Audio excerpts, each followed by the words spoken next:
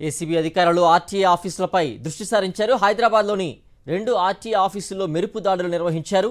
కామారెడ్డి జిల్లాలోని ఓ RTA checkpost పైన దాడులు నిర్వహించారు. లెక్కకు రాని అక్రమ నగదును సీజ్ చేశారు. పలువురు ఏజెంట్ల నుంచి వాహనాలు, లైసెన్సులు, రెన్యువల్ పత్రాలను స్వాధీనం చేసుకున్నారు.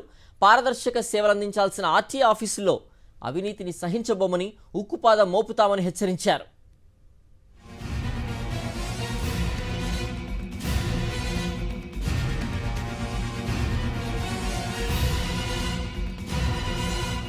ఉప్పల్, తిరుమలగిరి ఆర్టీఏ కార్యాలయాల్లో ఏసీబీ అధికారులు మెరుపు దాడులు నిర్వహించారు. కామారెడ్డి జిల్లా మద్నూరు మండలంలోని సలాబత్పూర్ ఆర్టీఓ చెక్పోస్ట్లో కూడా సోదాలు చేశారు. ఉదయం తిరుమలగిరి ఆర్టీఏ కార్యాలయానికి వచ్చిన ఏసీబీ అధికారులు అక్కడ తచ్చాడుతున్న సుమారు 20 మంది ఏజెంట్లను అదుపులోకి తీసుకుని విచారించారు. ఒక్కో ఏజెంట్ వద్ద 50 వాహనాలు, లైసెన్సులు, రెన్యువల్స్ పత్రాలు ఉన్నట్లు గుర్తించారు. ఇన్ఛార్జ్ ఆర్టీఓ అందుబాటులో లేకపోవడంతో ఫోన్ చేసి కార్యాలయానికి రావాలని సూచించారు. ఆర్టీఓ సిబ్బందిని కూడా విచారిస్తామని ఏసీబీ డీఎస్పీ శ్రీధర్ తెలిపారు.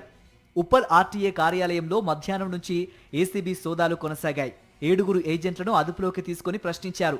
వారి నుంచి 3,450 రూపాయల నగదు, మొబైల్ ఫోన్లు స్వాధీనం చేసుకున్నట్లు రంగారెడ్డి జిల్లా ఏసీబీ డీఎస్పీ ఆనంద్ కుమార్ తెలిపారు.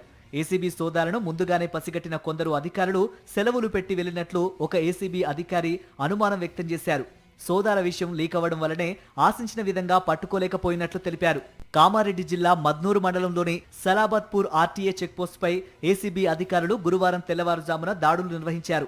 అక్కడ లెక్కల్లోకి రాని 91,000 నగదును గుర్తించినట్టు ఏసీబీ డీఎస్పీ శేఖర్ గౌడ్ తెలిపారు. ఏసీబీ అధికారులు అక్కడికి చేరుకున్న సమయంలో చెక్పోస్ట్ వద్ద 2 ప్రైవేటు వ్యక్తులు వాహనాల డ్రైవర్ల నుంచి డబ్బులు వసూలు చేస్తూ కనిపించారు. విధుల్లో ఉండాల్సిన అధికారిని కవిత, కానిస్టేబుల్ మోయినుద్దీన్ నిద్రపోతున్నారు. ఏసీబీ అధికారులను గుర్తించిన మరికొందరు ప్రైవేటు వ్యక్తులు అక్కడి నుంచి పారిపోయారు.